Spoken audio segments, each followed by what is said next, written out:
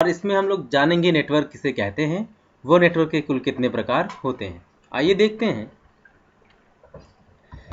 इस चैप्टर में हम लोग देखने वाले हैं कि नेटवर्क किसे कहते हैं, लैन क्या होता है, मैन क्या होता है, वैन क्या है, इंटरनेट क्या है और ईमेल क्या है। तो इसी के साथ आगे बढ़ते हैं और जानते हैं नेटवर्क क्या है।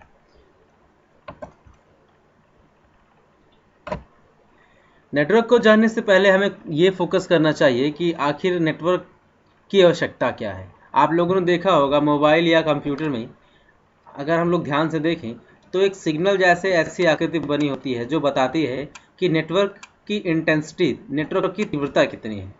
ये जो खूटियाँ हैं या जो पॉइंट्स, ये जो लाइंस हैं, वर्टिकल लाइंस, ये जितनी ज़्यादा रहेंगी ऊंचाई वाली, वो बताती है कि नेटवर्क उतना ही स्ट्रांग है।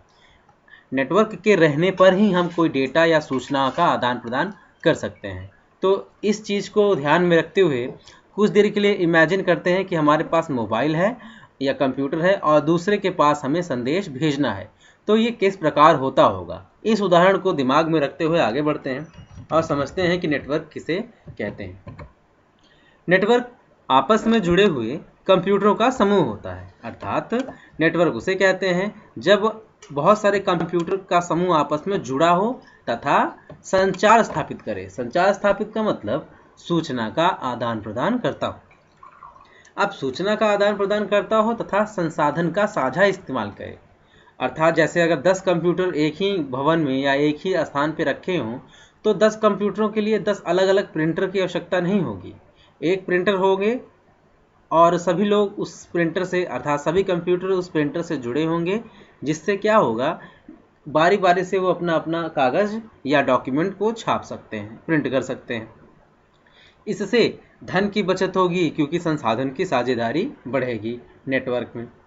ऐसे बहुत से लाभ हैं जो नेटवर्क में रहने पे होते हैं। आगे चलते हैं।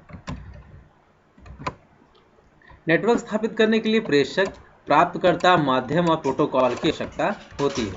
इसको कुछ इस प्रकार समझिएगा कि अगर कोई एक सेंडर है और दूसरा कोई रिसीवर है, तो सेंडर से रिसीवर तक सूचना को भेजने के लिए माध्यम की आवश्यकता पड़ती है। अर्थात कोई सूचना सेंडर से रिसीवर तक जो भेजी जाएगी वो किसी न किसी माध्यम से होकर गुजरेगी। अब वो माध्यम चाहे तार हो या बेतार हो। अगर तार होगी तो विभिन्न प्रकार की तारों का प्रयोग किया जाता है, अगर बेतार होगी तो वो वायरलेस माध्यम अर्थात विद्युत चुंबकीय तरंगों का प्रयोग करेगा। तो इस प्रकार माध्यम या तो तार हो सकता है या तो बेतार हो सकता है। वहीं प्रोटोकॉल्स क्या हैं?